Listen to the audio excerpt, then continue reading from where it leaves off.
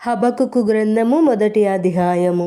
ప్రవక్తయగు హబక్కుకు నొద్దకు దర్శన రీతిగా వచ్చిన దేవోక్తి. యెహోవా, నేను మొర్రపెట్టినను నీవెన్నాళ్ళు ఆలకింపకుందువు?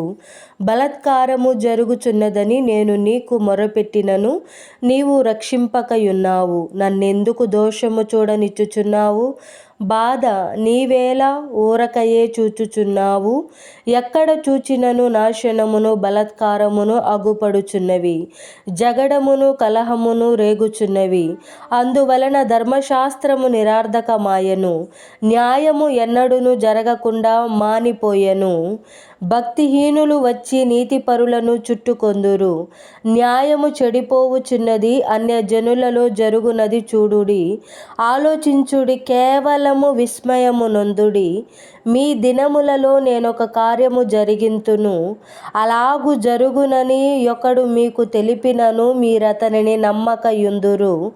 ఆలకించుడి, తమవి కాని ఉనికి పట్టులను ఆక్రమించవలెనని భూదిగాంతముల వరకు సంచరించు ఉద్రేకము గల క్రూరులగు కల్దీయులను నేను రేపుచున్నాను. వారు ఘోరమైన భీకర జనముగా ఉన్నారు.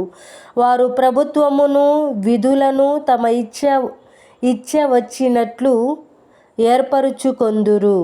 వారు గుర్రములు చిరుతపులుల కంటే వేగముగా పరుగులెత్తును. వారి గుర్రములు చిరుతపులుల కంటే వేగముగా పరుగులెత్తును.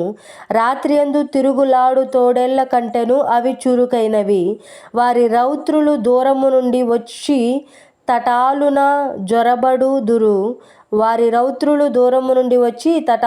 జొరబడుదురు. ఎరను పట్టుకొనుటకై పక్షిరాజు వడిగా వచ్చునట్లు వారు పరుగులెత్తి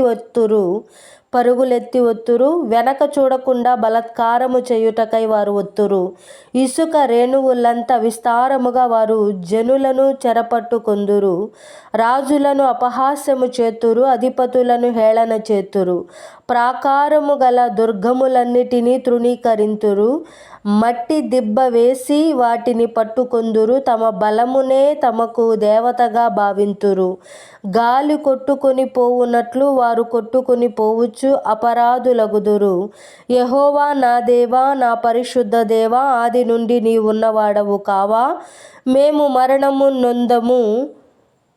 యెహోవా, తీర్పు తీర్చుటకు నీవు వారిని నియమించి ఉన్నావు. ఆశ్రయదుర్గమా, మమ్మును దండించుటకు వారిని పుట్టించితివి. నీ కనుదృష్టి దుష్టత్వము చూడలేనంత నిష్కళంకమైనది గదా. బాధించువారు చేయు బాధను నీవు దృష్టింపజాలవు గదా. కపటులను నీవు చూచియు, దుర్మార్గులు తమకంటే ఎక్కువ నీతిపరులను నాశనము చేయగా నీవు చూచియు ఎందుకు ఊరకున్నావు? ఏలిక లేని చేపలతోనూ ప్రాకు పురుగులతోనూ నీవు నరులను సమానులుగా చేసితివి. వాడు గాలము వేసి మానవులనందరినీ గుచ్చి లాగియున్నాడు. ఉరులు ఒగ్గి చిక్కించుకొనుచున్నాడు. వాడు తన వలలో వారిని కూర్చుకొని సంతోషపడి గంతులు వేయుచున్నాడు. కావున వల వలన మంచి భాగములను పుష్టినిచ్చు భోజనమును తనకు కలుగుచున్నవని వాడు తన వలకు బలులు నర్పించుచున్నాడు. తన ఉరులకు ధూపము వేయుచున్నాడు. వాడు ఎల్లప్పుడూ తన వలలో నుండి దిమ్మరించుచుండవలెనా? ఎప్పటికిని మానకుండా వాడు జనములను హతము చేయుచుండవలెనా?